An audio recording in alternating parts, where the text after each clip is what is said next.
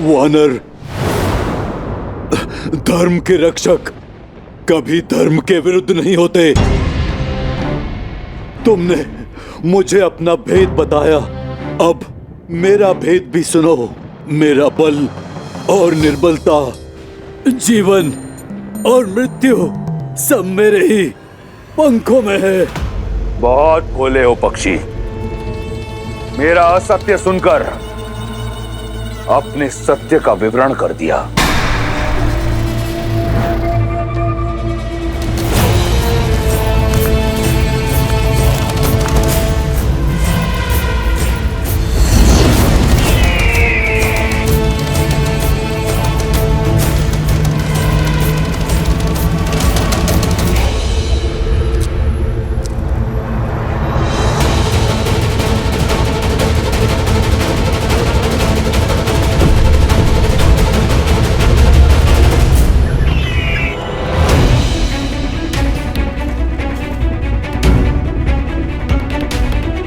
भैया, ये रक्त, लगता है यहाँ कोई महासंग्राम लड़ा गया है, परंतु किसके मध्य?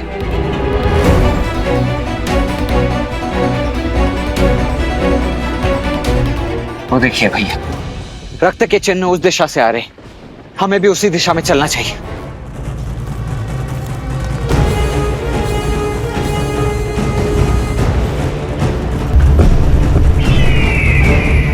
मेरे छल के पाश में फंसी गए ना मूर्ख।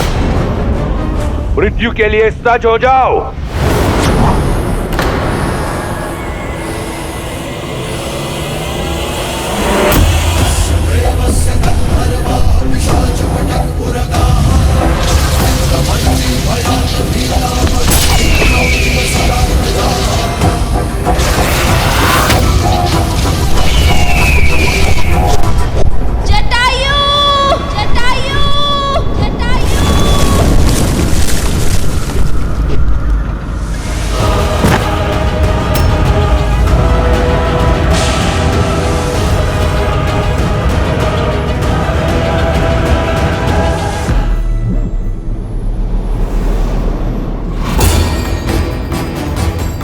छल से एक वीर का अंत किया है तुमने, अपने बल का नहीं, अपनी दुर्बलता का प्रमाण दिया है तुमने रावण। ये प्रकृति साक्षी है मेरी। मेरे श्री राम आएंगे तुम्हारे पापों का अंत करने, तुम्हारा अंत करने। छल भी युद्ध नीति होती है सीता, और जहां मैं तुम्हें लेकर जा रहा हूं वहां यमराज भी पग नहीं धरता। समझ लो, सदा के लिए तुम लंकापति की हो चुकी हो। अब से रावण ही तुम्हारा राम है।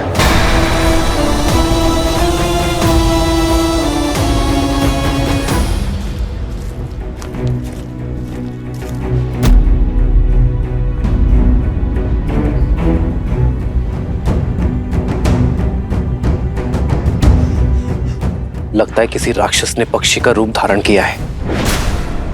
स्त्री के सम्मान पर इस प्रहार करने वाले दुष्ट को मैं छोड़ूंगा नहीं।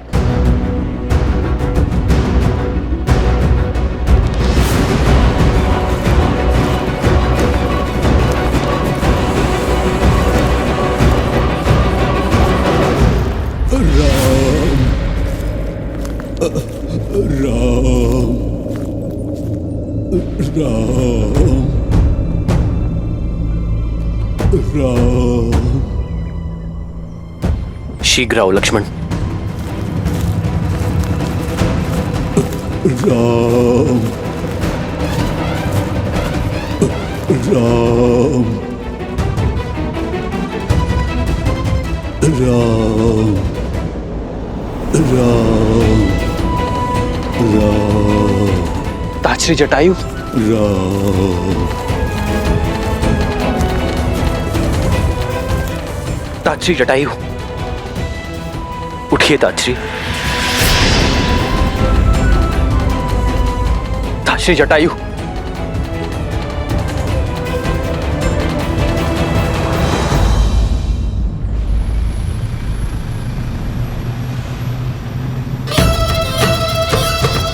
जटायु के पंखों के साथ साथ तुम्हारी आशाओं के पंख भी कट चुके हैं सीता। बुद्धिमान वो है जो समय की दिशा पहचाने। अच्छा यही होगा कि अपने अतीत को भुलाकर अपने वर्तमान का हाथ थामो, क्योंकि इस हाथ के अतिरिक्त जो भी हाथ तुम्हारी ओर बढ़ेगा उसे उस पंछी के पंखों की तरह काट देगा ये रावण। और जो रावण का है वो किसी और का नहीं हो सकता।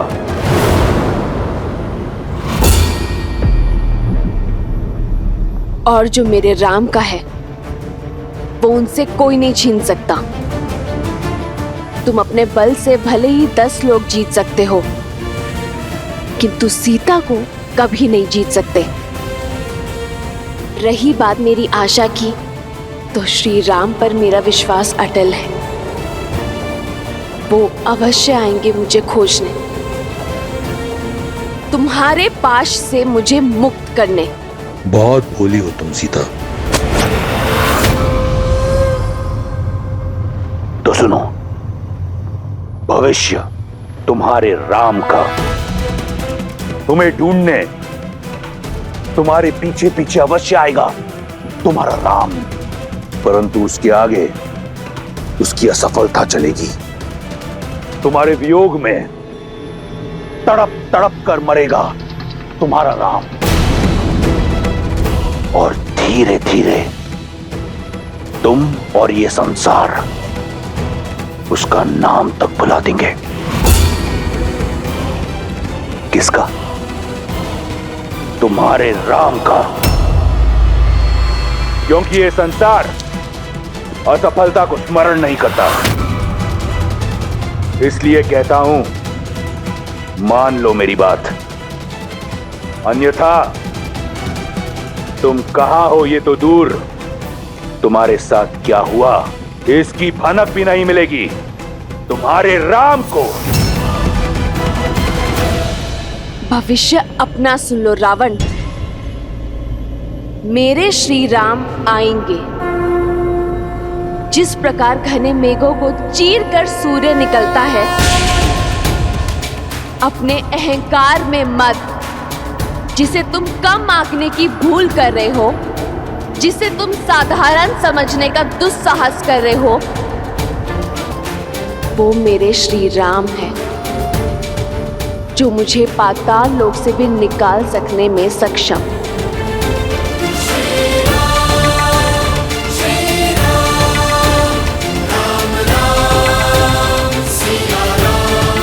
अच्छा हुआ राम कि तुम आ गए।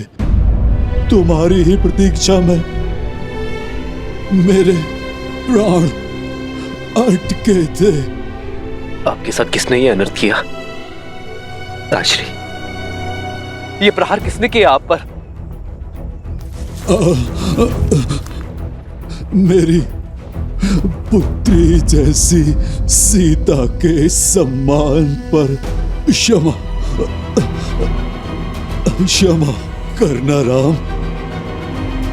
प्रयास किया किंतु उसे रोक नहीं पाया, सफल नहीं हो पाया राम।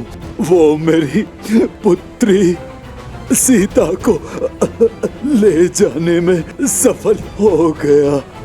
कौन ले गया मेरी सीता को? ताश्री, उत्तर दीजिए। ताश्री, ताश्री, उत्तर दीजिए।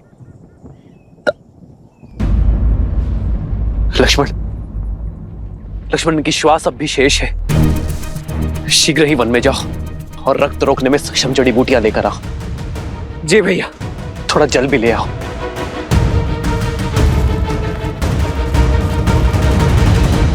दस लोगों में तुम्हारी वीरता का डंका बजता है ना दशानन?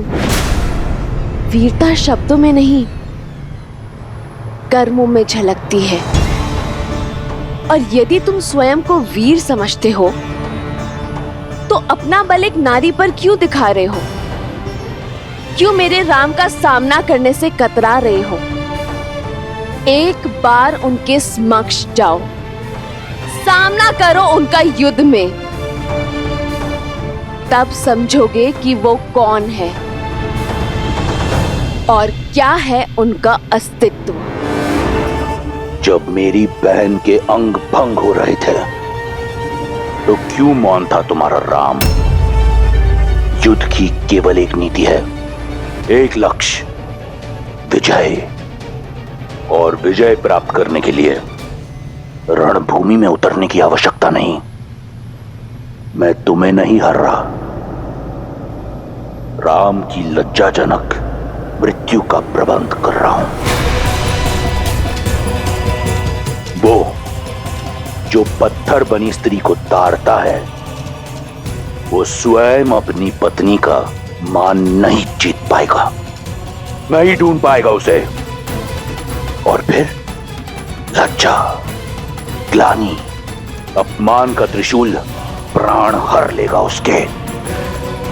अपनी नियति को स्वीकारो सीता, जो केवल लंकेश दशानन रावण है। मेरी नियति श्री राम है और प्रेम में बल और छल का स्थान नहीं होता रावण, केवल विश्वास का होता है। पर तुम ये बात कभी नहीं समझोगे। अपने सभी लोगों में मुझे कहीं भी छुपा लो, मेरे श्री राम मुझे ढूंढ ही लेंगे।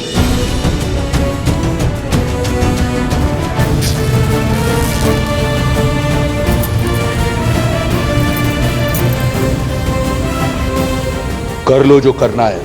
हम इतनी दूर निकल आए हैं कि राम सपने में भी नहीं पहुंच सकता।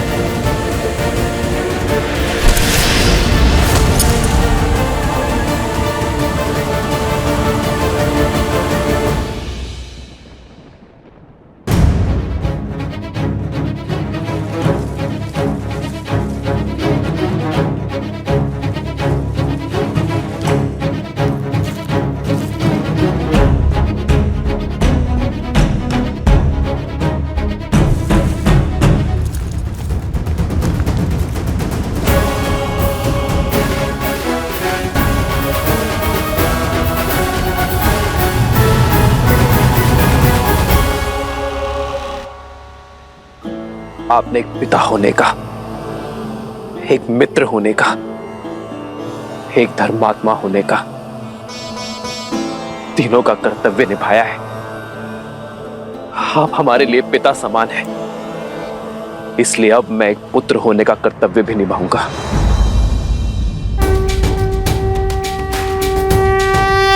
मैं धर्मात्मा दशरथ पुत्र रघुवंशी राम ये सौगंध लेता हूं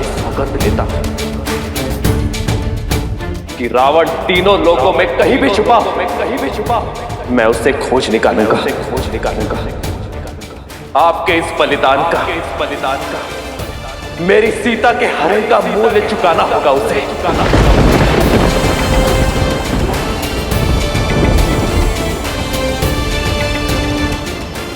मैं ये सुनिश्चित करूंगा कि भविष्य में कभी कोई रावण किसी सीता का अपमान ना कर सके। कोई जटायु लहू लुहार ना हो। समस्त राक्षस प्रजाति को अपने किए का दंड भुगतना होगा। तुम्हारी सौगंध सुन ली मैंने। अब मैं शांति से मर पाऊंगा। मुझे आज्ञा दो। नहीं ताजरी, परम मित्र दशरथ दूसरे लोक में मेरी प्रतीक्षा कर रहे होंगे। ताजश्री, मेरी आपसे एक विनती है, आप जब भी पिताश्री से मिले उन्हें यह मत बताइएगा कि सीता का हरण हो गया है। उनकी आत्मा को बहुत कष्ट होगा। मैं आपको वचन देता हूं कि रावण और उसकी समस्त राक्षस सेना परलोक में आकर मेरे पिताश्री के चरणों में गिरकर रघुकुल के अपमान की क्षमा मांगेगी। श्री राम श्री राम श्री राम श्री राम। जो तुमने कहा वही सत्य है। राम नाम सत्य है।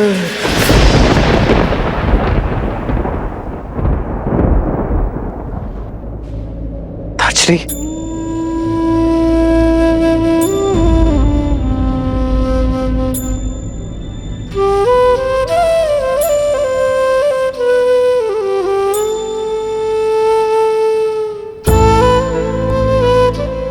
केवल स्वार्थ साधने वाले इस संसार में ताजश्री जैसे लोग विरले होते हैं, जो एक पर स्त्री के सम्मान की रक्षा के लिए अपने प्राणों का बलिदान करते हैं।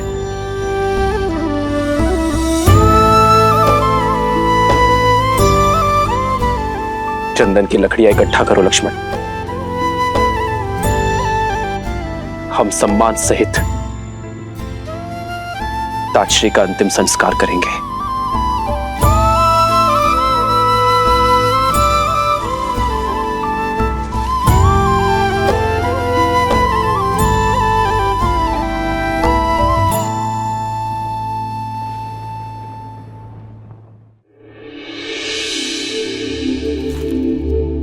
रूमा की कोई सूचना? महाराज, गुप्तचरों से पता चला है कि बाली ने उन्हें बंदी बना रखा है। बहुत कष्ट में है वो।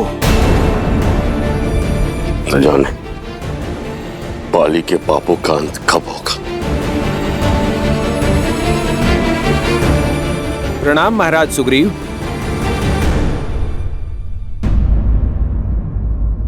ये क्या है? आभूषण? ये आभूषण वन में? हम वन में भोजन इकट्ठा कर रहे थे, तभी आकाश से आकर ये गिरे। हमने देखा एक विमान में कोई राक्षस किसी स्त्री को ले जा रहा था। ये आभूषण वही नीचे फेंक रही थी महाराज। विमान का स्वामी तो एक ही है, लंकापति दुष्ट रावण। किसी अबला नारी का अपहरण कर बाली की ही भांति मर्यादा की हर सीमा लांघ दी उसने। न जाने ये संसार ऐसे पापियों का भार कब तक सहन करेगा।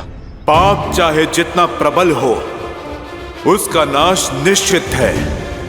वो दिन दूर नहीं, चाहे बाली हो या रावण। मेरे प्रभु श्री राम आकर इस संसार को ऐसे दुष्टों से मुक्त करेंगे, पाप का नाश करेंगे।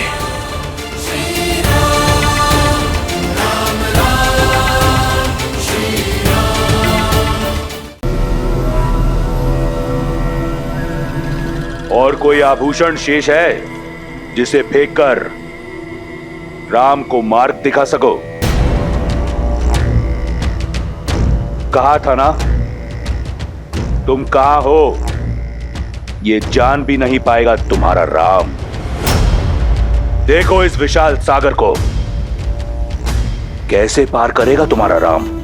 ना दिशा का ज्ञान होगा और ना दूरी का।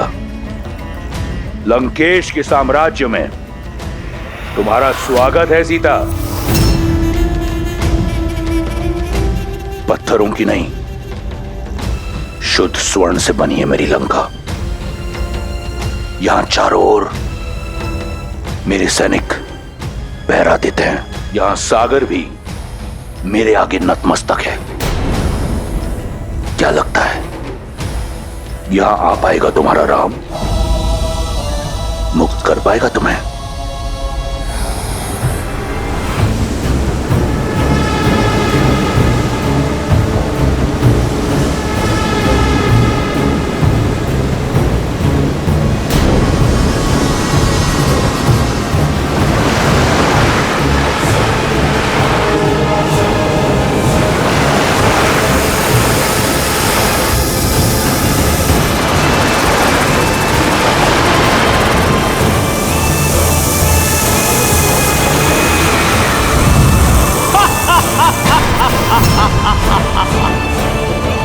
लंकेश को नागमाता सुरसा का प्रणाम। आपका सागर सुरक्षित है। जानता हूं सुरसा। इसी प्रकार अपने कर्तव्य पथ पर दृढ़ खड़ी रहो।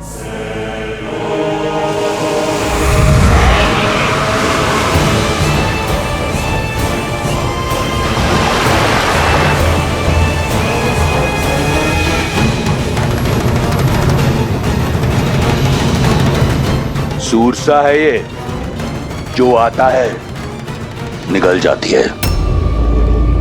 और जानती हो सीता, नाग जिसे निगलता है उसके अवशेष भी नहीं मिलते।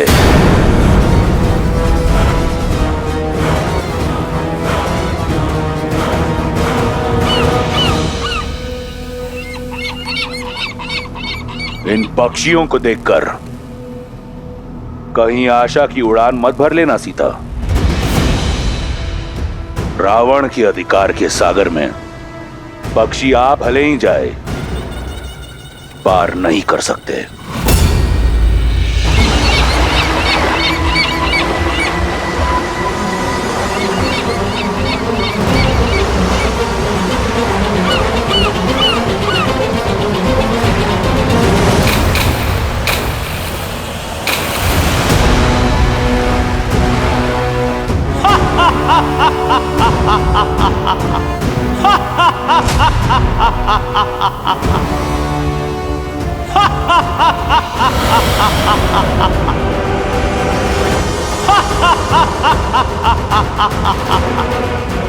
राहु की माता और आपकी दासी सिम्हिका का प्रणाम स्वीकार करे लंकेश।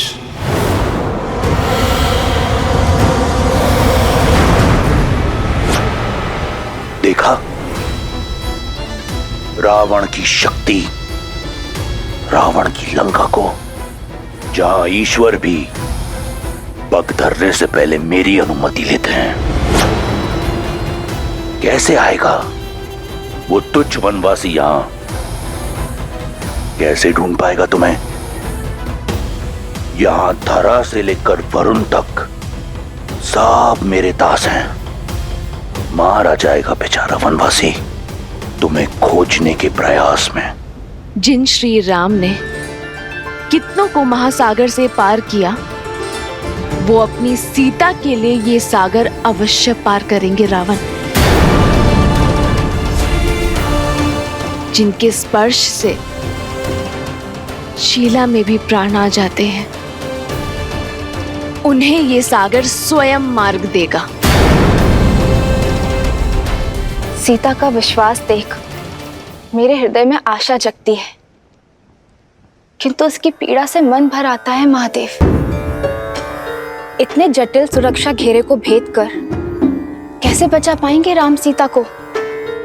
धरा से लेके सागर तक उसके दास हैं। सुरसा, सिम्हिका जैसे न जाने कितने मायावी उसके आगे नतमस्तक है।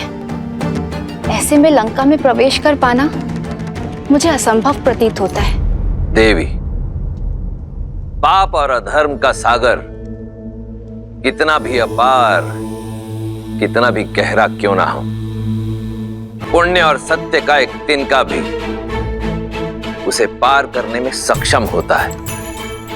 देवी सीता के प्रेम और विश्वास की डोर के कारण श्री राम भी इस दुर्गम सागर को पार करने का कोई ना कोई मार्ग अवश्य खोज लेंगे।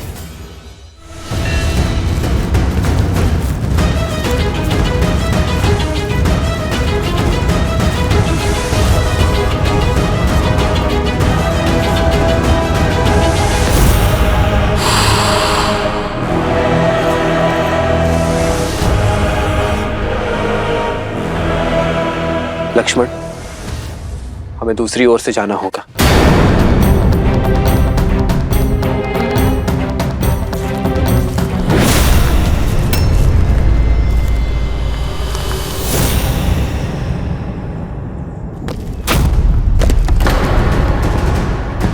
लक्ष्मण, भैया सावधान।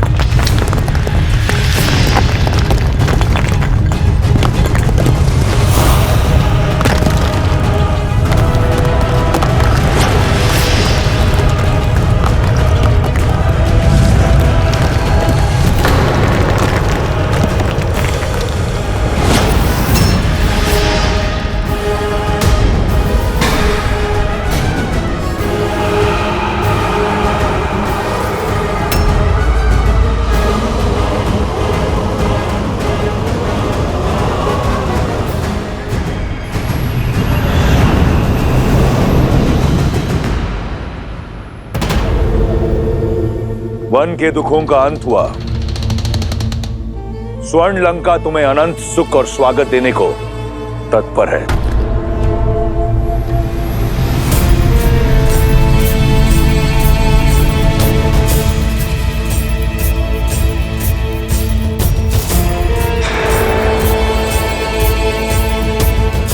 मुझे ज्ञात था कि एक बाण से 2 लक्ष्य तो केवल मेरे रावण भैया ही भेज सकते हैं।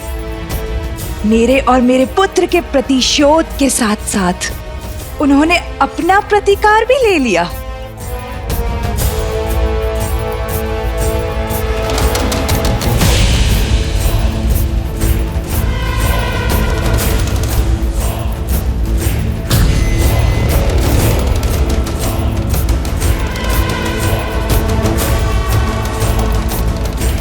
पुष्पक,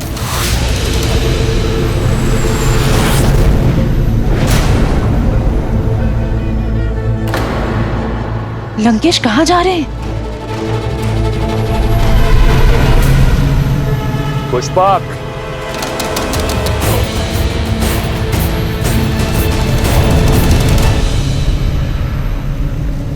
श्री राम।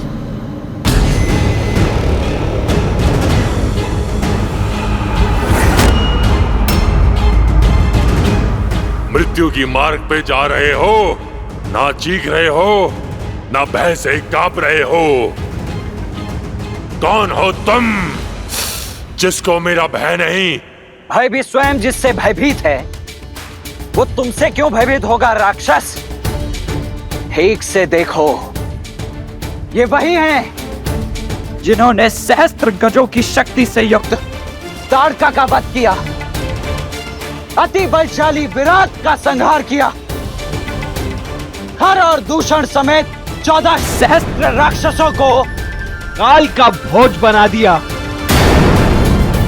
तो जो सिंह का आखेट करते हैं, वो भला तुम जैसे मूषक से क्यों भयभीत होंगे? मेरा अंत करना सरल नहीं। मुझे तब मारोगे जब मेरी मुट्ठी खुलेगी, और मेरी मुट्ठी खुलेगी नहीं। भैया, इस समस्या का जड़ से ही अंत कर देते। किसने कहा कि हमें तुम्हारी मुट्ठी खोलनी है? हमें तो वो भुजा ही काट देनी है जिससे तुम्हारी मुट्ठी जुड़ी है।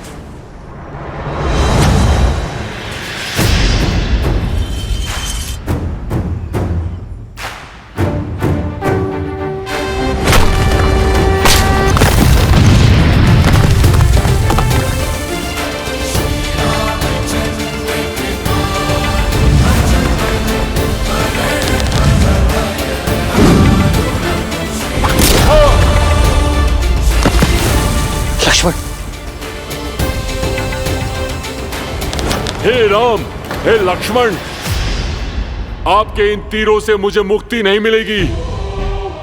मेरे मोक्ष का मार्ग केवल मेरे अग्नि संस्कार है। तभी मुझे इस नारकीय जीवन से मुक्ति मिलेगी और तभी मैं आपको देवी सीता तक पहुंचने का मार्ग दिखा पाऊंगा।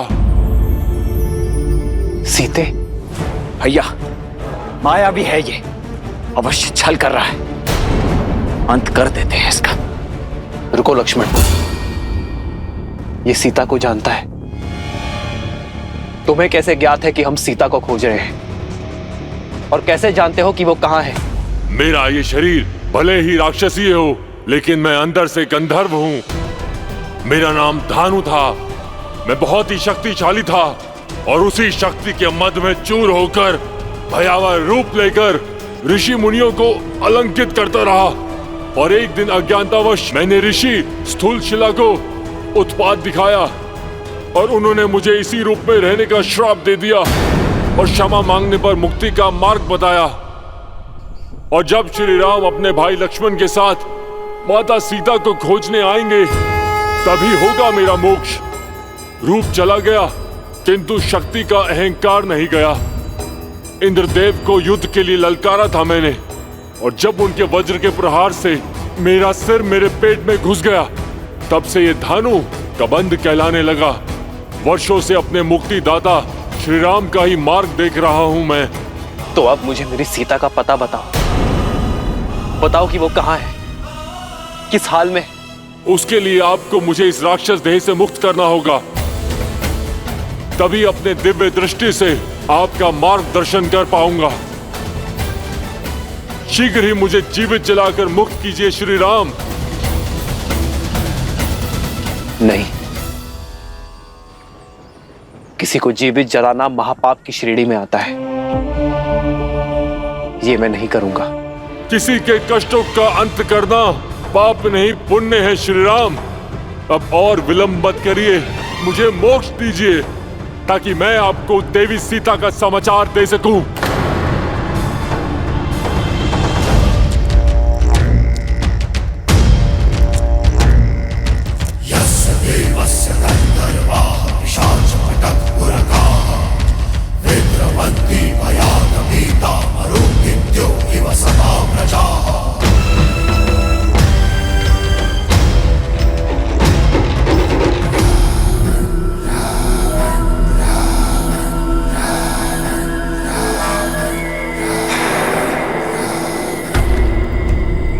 जिन मुखों पर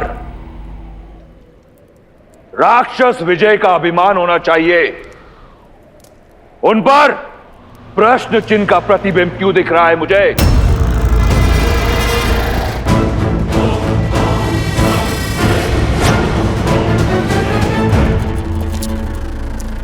जब विजय का मूल्य विजय से बड़ा हो तो उसका तेज कम हो ही जाता है पिताश्री।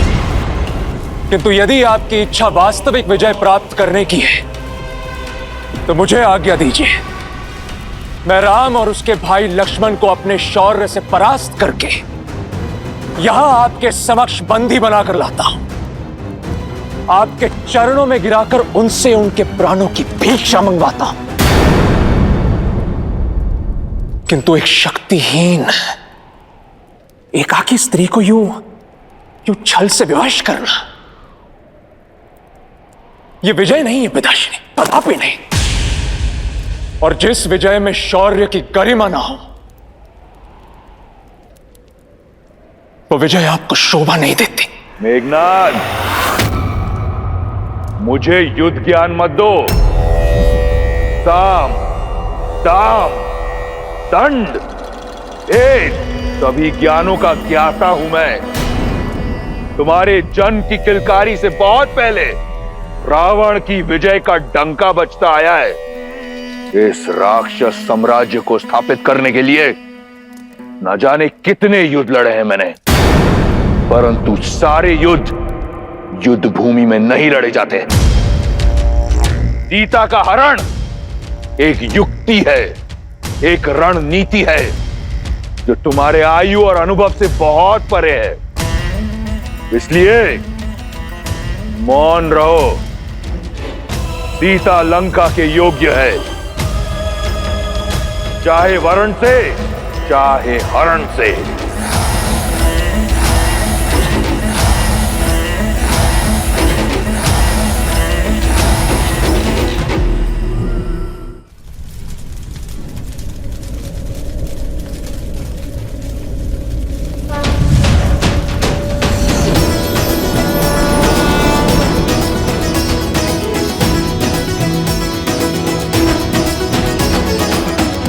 मुझे मुक्त करने के लिए धन्यवाद रघुनंदन। अब मेरी सीता की क्या सूचना दे सकते हैं आप? श्री राम, वो दुष्ट रावण माता सीता को दक्षिण की ओर लेके गया है और वो वहां पर लेके गया है जहां पर मेरी दिव्य दृष्टि भी नहीं पहुंच सकती। किंतु इतना अवश्य देख सकता हूं कि आप जिस मार्ग पर जाएंगे वहां पर आपको समर्थन और समर्पण दोनों ही प्राप्त होंगे। आप ऋषिमुख पर्वत पर जाइए, वहां पर आपको वानरराज सुग्रीव मिलेंगे जो आपको सीता माता तक पहुंचाने में आपकी सहायता करेंगे। और ये ऋषिमुख पर्वत जाने का मार्ग? आप पंपा सरोवर की ओर जाइए, वहां ऋषि मतंग का आश्रम आएगा। वहां महातपस्विनी शबरी वर्षों से आपकी प्रतीक्षा कर रही हैं।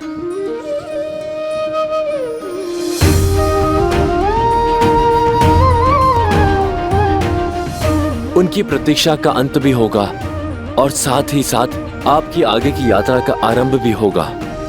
और वही आपको बताएंगी कि किससे समर्पण और किससे समर्थन आपको प्राप्त होगा और आप अपनी पत्नी तक कैसे पहुंच पाएंगे।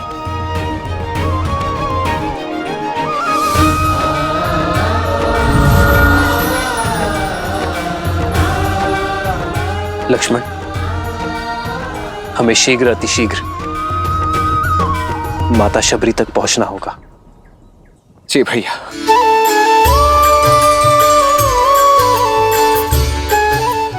मेरे राम।